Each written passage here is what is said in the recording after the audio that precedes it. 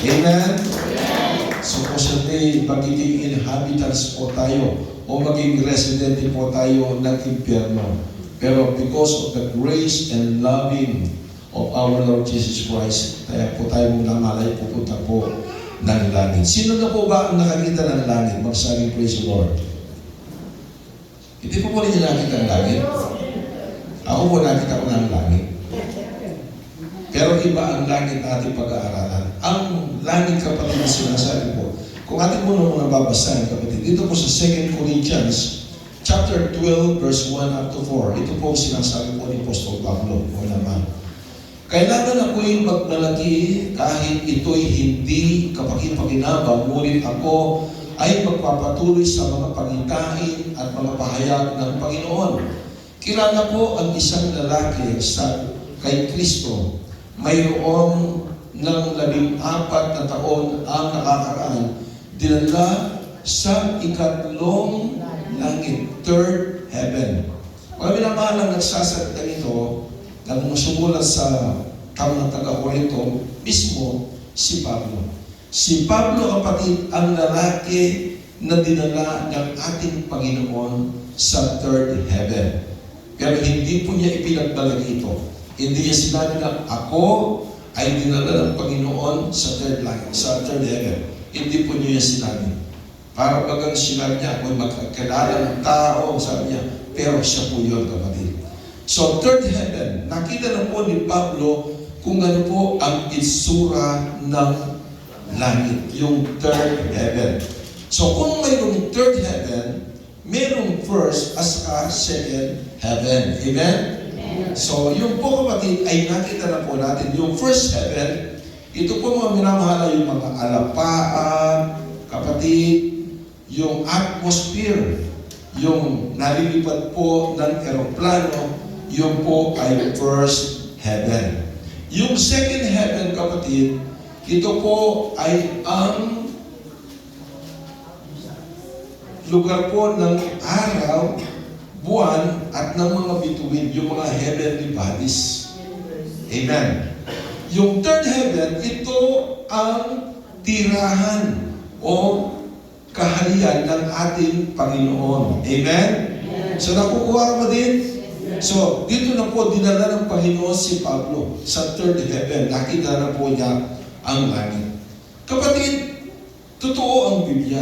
Amen po ba? Amen. Mismo ang ating Panginoon Jesucristo, ang siya pong nagsabi na ang ating Panginoon, siya po ay babalik doon sa langit at upang tayo ay ipaghanda ng ating pong matitirahan.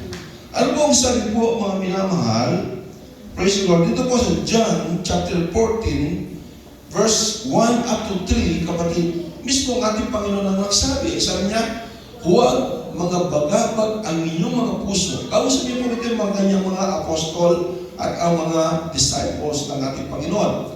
Sumampalataya kayo sa Diyos, sumampalataya rin naman kayo sa akin.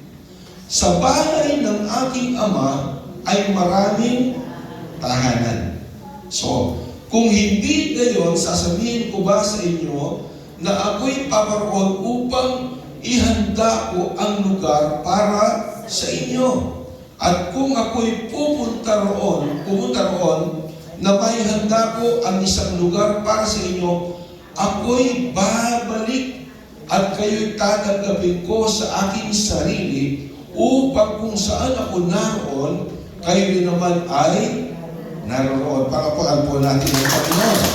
So, ibig sabihin mo, minamahal, mismo sa bibig ng ating Panginoon sa Kristo nagmula na meron pong langit. At tayo po, mga minamahal, ay ipinaghanda ng tahanan ng ating Panginoon. Isang mansyon. Kung dito, kapatid, nakatira ka lamang sa ilalim ng tulay, nakatira ka lamang sa mga sapa, sa mga nag-squat ka lamang, kapatid, at ang iyong bahay barong-barong, pero doon sa langit, mga minamahal, mayroon kang mansyon na inihanda para sa iyo ng ating Panginoon. Amen? Praise the Lord. At dito, mga minamahal, sa Revelation, Si Apostol John, si John the Beloved, mga minamahal, siya ang pinagkalooban ng Panginoon upang magkaroon po siya ng vision, ng pangitain. Nakita po niya, mga minamahal, sa langit, napakaraming mga nilalang ang nagpupuri sa Diyos. Ang kanyang mga anghel, maging mga minamahal, ang mga tao na naglingkod sa Panginoon. Kung ating babasahin, Brother Elio, dito po sa Revelation, chapter 4, verse 1 up to 3, then talong tayo sa 8 at sa 9. Ang sabi po dito, pagkatapos ng mga bagay na ito ay tumingin ako at naroon ang isang pintong bukas sa langit. At ang unang tinig na aking narinig na nagsasalita sa akin na gaya ng mga trumpeta ay nagsabi, umakyat ka rito at ipapakita ko sa iyo ang mga bagay na kailangan mangyari pagkatapos ng mga bagay na ito. So sino po ito, kapatid? Ang dinala ng Panginoon sa isang pangitain, walang iba kundi ang ating kapatid na si Apostol John, si John the Beloved. Ang sabi ko dito sa 2, ako'y biglang nasa Espiritu. Nasa Espiritu. Ibig sabihin ko, minamahal, siya'y wala sa laman, siya'y nasa Espiritu, ibinigay ng Diyos yung pangitain ng namahal. At doon sa langit, ang sabi ko niya, ay may isang trono. Isa, kapatid, isang trono lang. Isang trono lang ang doon sa langit. Hindi dalawang trono, hindi tatlong trono, o 40 trono, bagkus isang trono. Ang nakita po ni Apostol John, nakalagay at sa trono ay may isang nakaupo. So isa lang ang nakaupo, kapatid. Pamilaman. At ang nakaupo doon ay may anyong katulad ng batong haspe at sadyo. Ito'y nagliliwanag, kapatid. Ibig sabihin, at nagilitid ang trono ng isang paghari ng tulad ng esmeralda. Tanong tayo sa 8 at sa 9, kapatid. Dahil wala na po tayong oras, pamilaman. Ang sabi ko din, at ang apat na nilang na buhay na may 6 na pakpak ang bawat isa sa kanila ay puno ng mga mata sa palibot at sa loob at sila'y walang humpay na nagsasabi araw at gabi. Sila'y nagpupuri sa Diyos araw at gabi. Ang sabi po nila mga nasa kanilang pagpupuri, banal, banal, banal ang Panginoong Diyos, ang makapangyarihan sa lahat, ang noon at ang ngayon at ang darating. Sino yung kapatid? Noon, ngayon, at siyang darating. Sa ibang translation, kapatid, sa ang lumang Biblia, ang dating Biblia, siya noon, ang namatay, at ang nabuhay. Yun po, kapatid. Ito po, ang naman. Ulitin, brother yun. Ay, at ang apat, yan. At ang apat na nilang nabuhay na may 6 na pakpak, bawat isa sa kanila ay mga puno ng mga palibot at mga loob, at sila'y walang pahinga, araw at gabi, sila'y nagpupuri, araw at gabi. Ang pinupuri nila, banal, banal, banal ang Panginoong Diyos, ang makapangyarihan sa lahat, na nabuhay. Kapag sinabi nabuhay, siya'y namatay. Amen? Siya'y nabuhay at mabubuhay at siya ang darating. Sino yun? Ang ating Panginoong Jesucristo. Amen? Palapakan po natin ang Panginoon.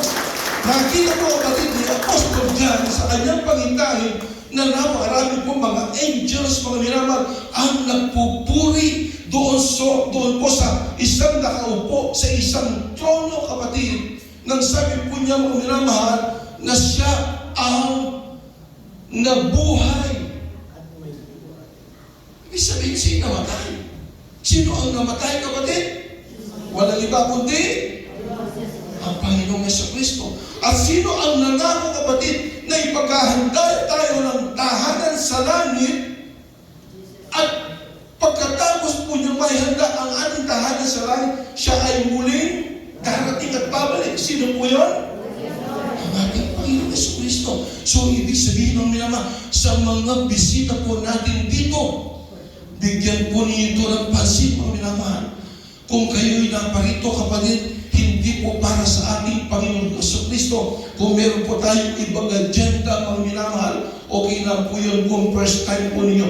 Pero kung pabalik-balik na po kayo dito sa bahay ng Panginoon, dapat ninyo itong maintindihan, kapatid, dahil ang aming pinapakilalang Diyos sa inyo ay walang iba, kundi ang ating Panginoon Jesucristo lamang. Kung pilit po ninyong tinatanggihan ang pangalan ng ating Panginoon, parang araw, magsisisi kayo, kapatid, dahil po, mga minamahal, yung tinataligdan po ninyo, yung tinatalikuran po ninyo, yung dinidinay po ninyong Diyos na aming pinapakilala sa inyo, siya rin ang Diyos na nakaupo sa trono, mga minamahal.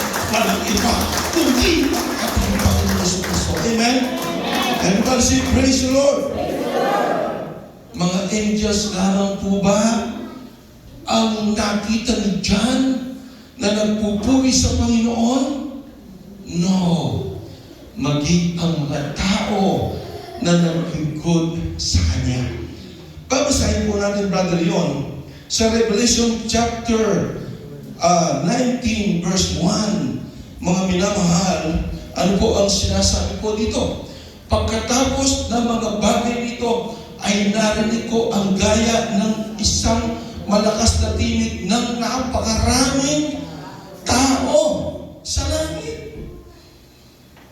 Kapatid, napakaraming tao. Ibig sabihin, mga minamahal, hindi lamang po ang mga anghel ang siyang magpupuri sa ating Panginoon sa langit, kundi, kapatid, yaong mga tinubos ng dugo ng Panginoon, yung kumilala sa ating Panginoon Jesucristo, walang iba, kundi ang mga tunay na Kristiyanong sumasamba sa Kanya na tumanggap ng biyaya. Nakita ni Juan, mapakaraming mga tao nagpupuri sa ating Panginoon Jesucristo. Everybody say, praise the Lord. This is the gift of our Lord. Kapag sinabing gift, regalo, ito'y hindi mo pinagtrabaho. Amen. Ito'y binigay na libre sa iyo ng Panginoon. Pero dahil binigay na libre sa iyo ng Panginoon, anong gagawin mo? Dahil binigyan ka ng libre, magpasalamat ka. Kaya tayo po dahil nito, kapatid, nagpupuri sa Diyos, tayo'y nagpapasalamat sa ating Panginoon. Amen. Palakpakan po natin sa Diyos. Para hindi po maligtas. No. Ligtas na po tayo, kapatid. Amen po ba? Amen. Nagkatawang tao ng Panginoon, napango siya sa krus ng Kalbaryo, namatay siya para sa ating mga kasalanan. Iniligtas na po tayo ng Panginoon. Kaya ngayon tayo po'y narito, hindi para iligtas ang ating mga kaluluwa, kapatid, upang sa ngayon, mga minamahal, hindi po, kapatid, hallelujah, na ipagtrabaho po ang kaligtasan mo, bagkus, yan po ay ginawa na po. Tinapos na po yan ng ating Panginoon sa ng Biblia, kapatid, hallelujah. It is finished. Tinapos na po yan ng ating Panginoon. Ang gawin mo na lamang, kapatid, yaman din lamang na tinawag ka ngayon ng Panginoon, tinanggap po ang Diyos. Tayo na po ngayon ay nagpapasalamat na lamang sa ating Panginoong Jesucristo. Amen! Everybody say, praise the Lord! At sino ang ating Panginoon? Revelation chapter 1 verse 8, kapatid, hallelujah! Mga minamahal, ano pong sabi po dito? Ako ang Alpha at ang Omega. Sinong sasalita po dito? Walang iba kundi ang Panginoong Yesus. Ang sabi niya, I am the Alpha and the Omega. Ako ang Alpha at ang Omega, sabi ng Panginoong Diyos, na siyang ngayon, ang nakaraan at ang darating. Ang nakaraan, ang ngayon, at siyang darating. Ang makapangyarihan sa lahat. Ibig sabihin, mga minamahal, huwag kayong makukonfuse. Meron lang pong iisang Diyos po yan. Amen po ba? Amen? Kaya kung naman nagtanong si Felipe, ang sabi po niya, mga minamahal, Panginoong Jesus, ipakita mo sa amin kung sino ang Ama. Felipe, matagal mo na akong kasama. Hindi pa nakikita at hindi pa nakikilala ang Ama. Ang nakakita na sa akin ay nakakita na sa Ama. Dahil ako at ang Ama ay isa. Amen? Palangpalan po natin ang Panginoon. Everyone say, praise the Lord. At mga minamahal, ang inyong puputahan, ito ay isang napakarilag na syudad.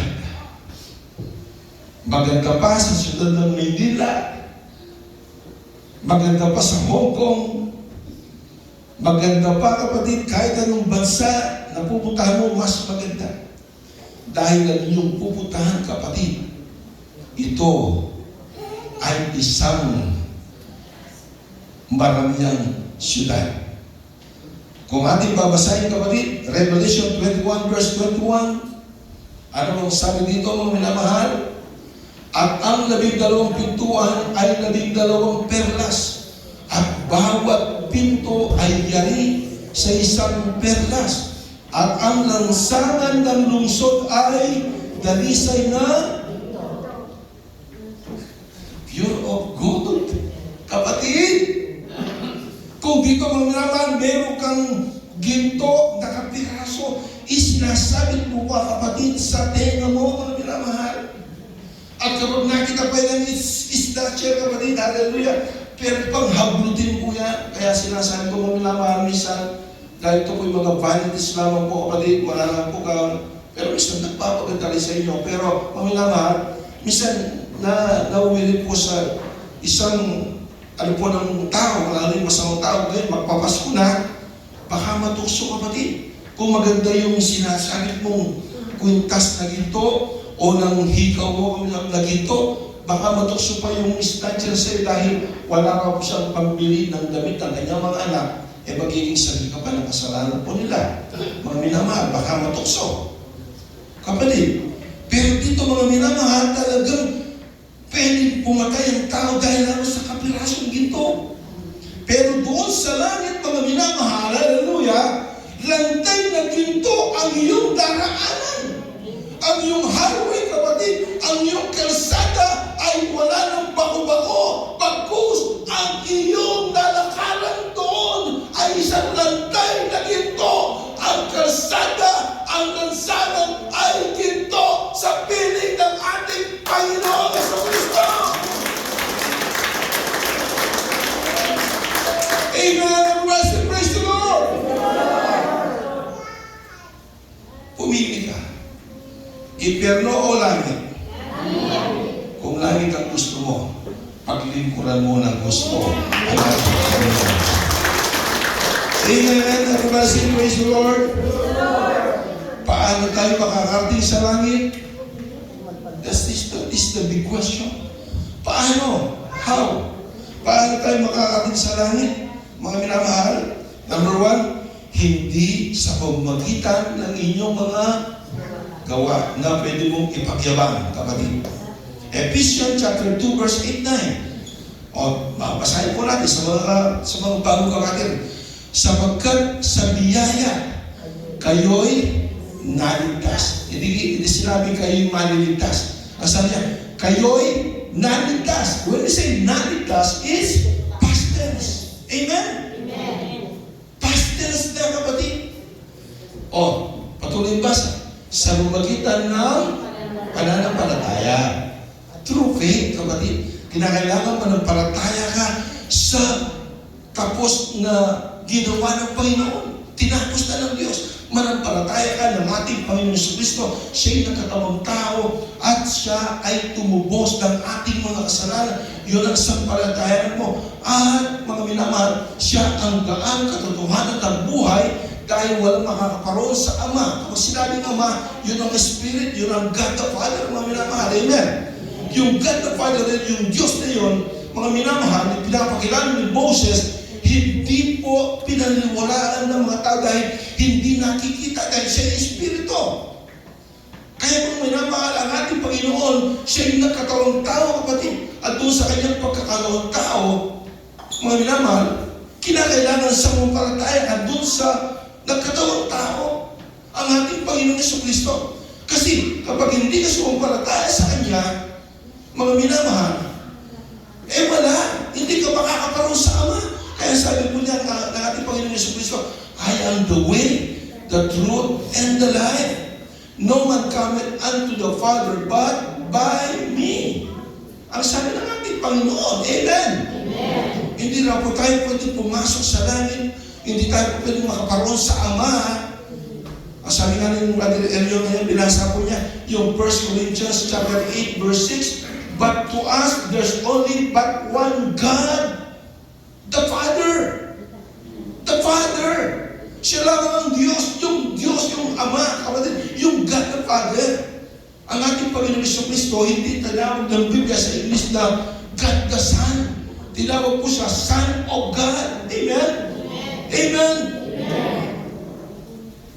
Kapatid, kaya po nung minamahal, ang mga salita nito ng ating Panginoon siyang magbubukas sa atin. Ito po, Isaiah 43, verse 10 up to 11, mga minamahal. Basahin po natin. Baka malito kayo, kapatid, baka ma-confuse kayo na tatlo ang Diyos. No, isa lang ang Diyos. Ang sabi po, ito lang, ang nagsasabi po nito, ang God the Father, this is Old Testament, kapatid. Ang sabi po ng God the Father, kayo'y aking mga saksi, sabi ng Panginoon, at ang aking likod na aking pinili, upang inyong maalaman at manampalataya sa akin, at inyong maunawaan na ako nga.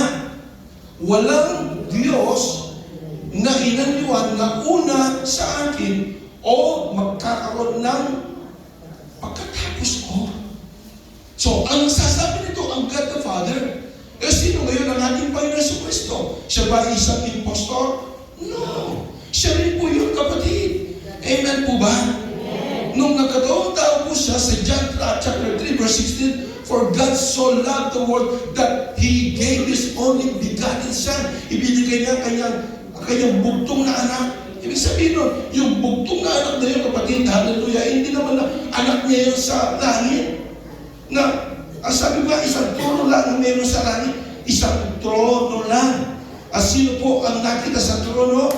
Walang iba kundi ang namatay at nabuhay. At siya ang darating, walang iba kundi ang ating Panginoong Jesucristo. Amen? Everyone say, praise the Lord. Sapagkat gayon na lamang ang pag-ibig ng Diyos sa lugar na ibinigay niya ang kanyang tanging anak. Yung tanging anak na sinasabi, kapatid, yung kanyang pagkakataong tao, yung flesh, yung anak. Hindi God the Son, Son of God. Kapag sinabing Son of God, kapatid, hallelujah, ito po ay pure man at pure God. Diyos siya, kapatid. Diyos siya. At siya rin ay tao. 100% God, 100% man. Amen po ba? Palakpakan po natin ang Panginoon. Siya'y kumakain, siya'y nag-aayuno, hindi siya kumain ng 40 days and 40 nights.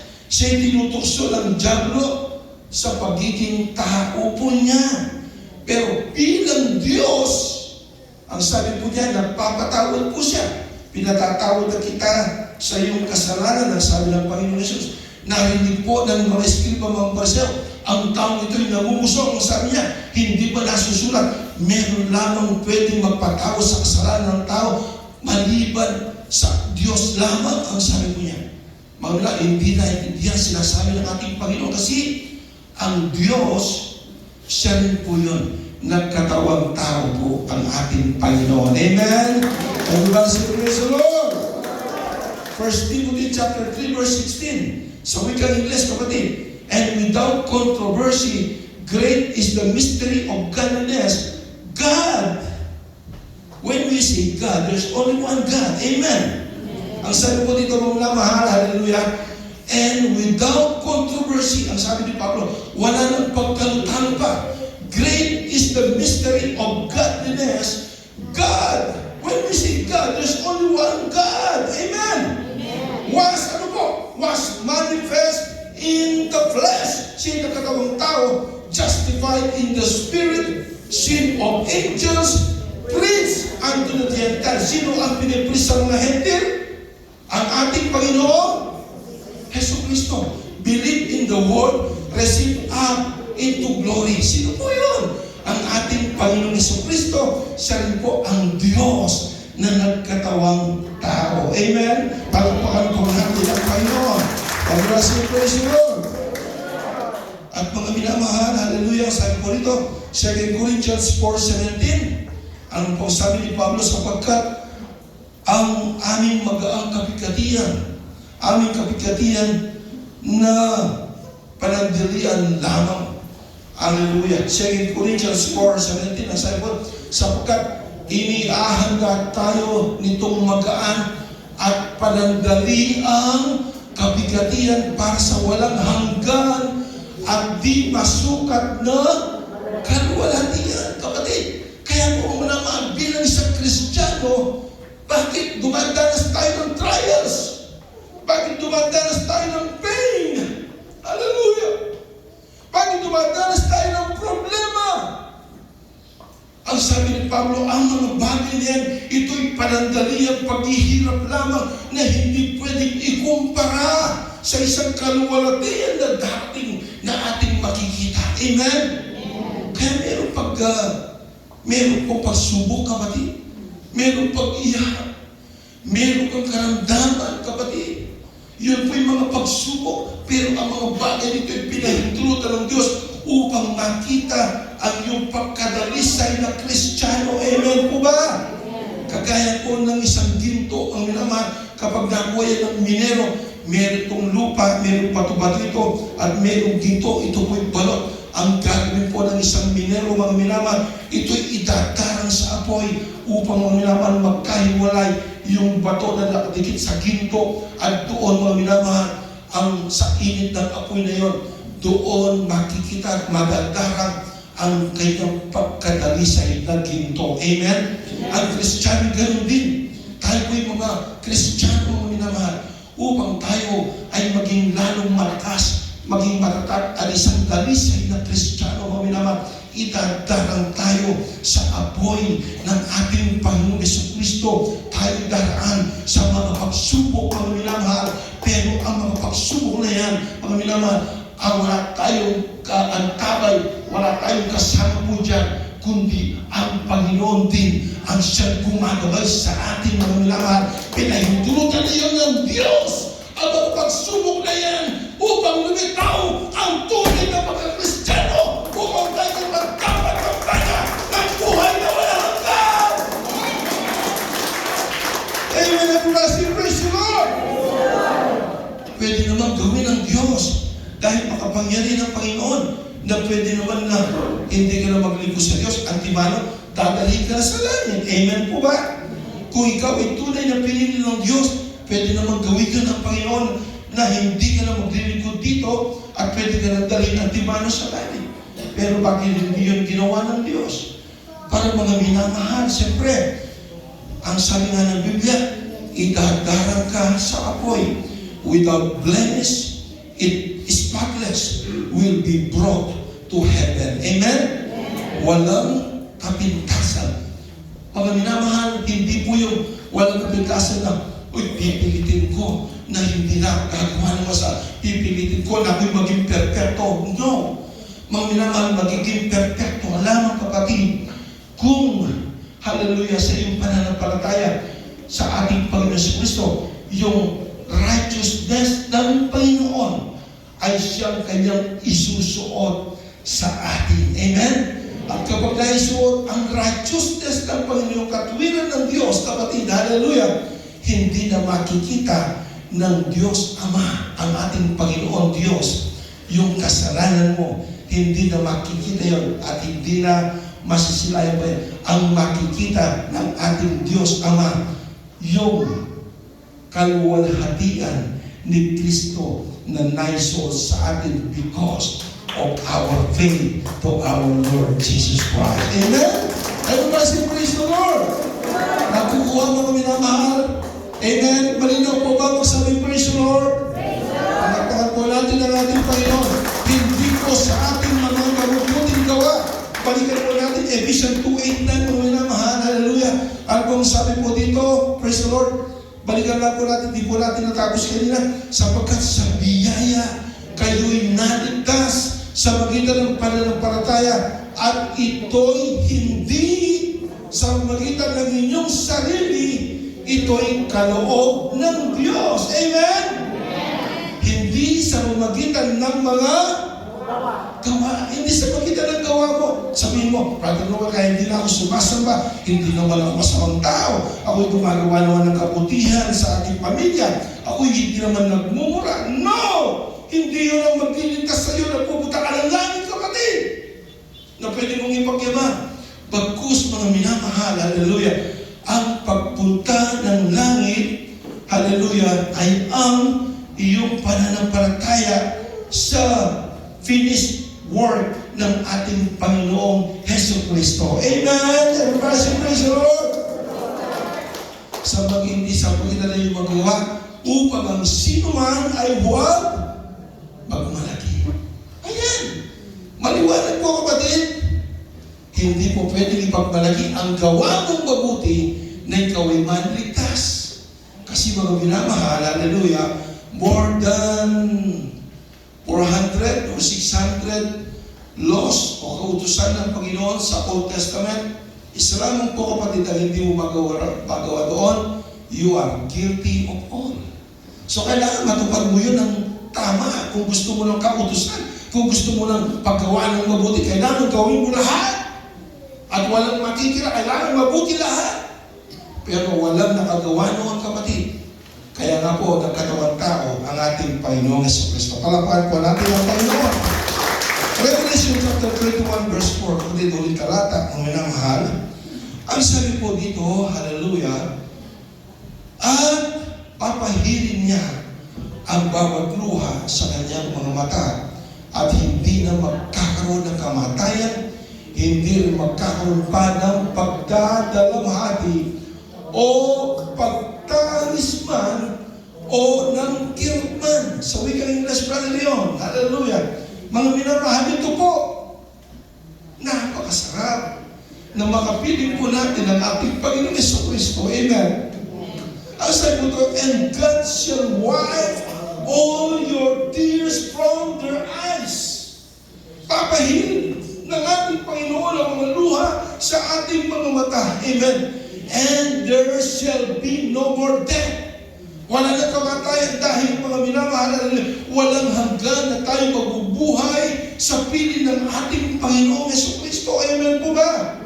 Kagaya ng impyerno natin na pag-aralan nung last Sunday, kapatid, ito rin po ay eternal.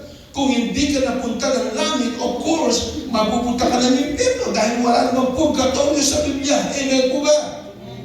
Huwag kang maniwala sa purgatorio dahil ang purgatorio, ito ay gawa lamang o imahinasyon lamang ng isang tao na nangangarang, kapatid, ng relihiyon. Pero walang purgatorio sa Biblia. Dito ang purgatorio, kapatid. Dito lamang po sa mundong ito, dito na ang purgatorio. Dahil dito, kinakailangan ng ipurga, kapatid. Amen? Para ang mga bulati mo ay mawala, kapatid. Malinis ka po. Amen? Everybody say praise the Lord! So dalawang destinasyon lamang po ang tao. Kami naman ang kaluluwa ng tao. Whether impyerno o langit. Mga minamahal, nung last Sunday pinag-aral po natin about hell. Mga minamahal, hallelujah. At ito ay eternal damnation. Eternal suffering. Mga minamahal, where worms died not and fire is never quenched. But dito, mga minamahal, nangako ang ating Panginoong Jesucristo, mga minamahal, hallelujah. Wala ng kamatayan, hallelujah.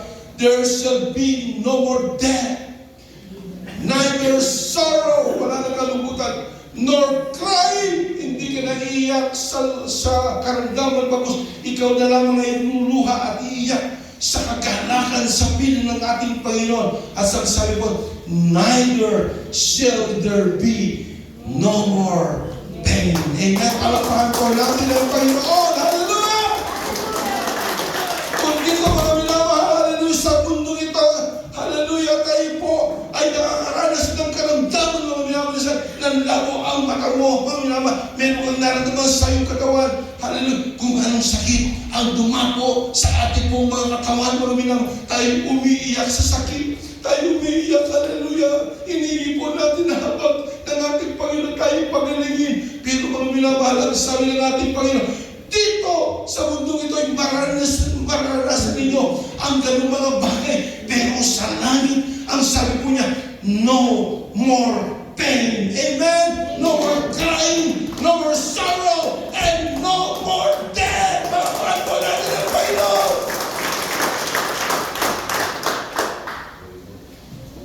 Wala nang lupo doon. Wala nang may arthritis doon. Kung dito naglalakad ako, bisang paikain ka, doon wala na. Palapakan po natin ang Panginoon. Kung dito binubuli ka, pero doon pantay-pantay tayo sa harapan ng ating Panginoon. Kung dito mga minamahal, pasurera ka. Kung dito napakahirap ng buhay mo, pero doon mga minamahal sa langit, aalawin ka ng presensya ng ating Panginoong Jesucristo. Mamili ka ngayon, kapatid. Langit o impyerno? Langit. Langit. Dahil sa langit, nandun ang presensya ng ating Panginoon. Tayo po natin tumayo ng lahat. Hallelujah! Palapakan po natin ang malakas ng Panginoon. Awitin po natin, kapatid. Langit na tahanan. Hallelujah!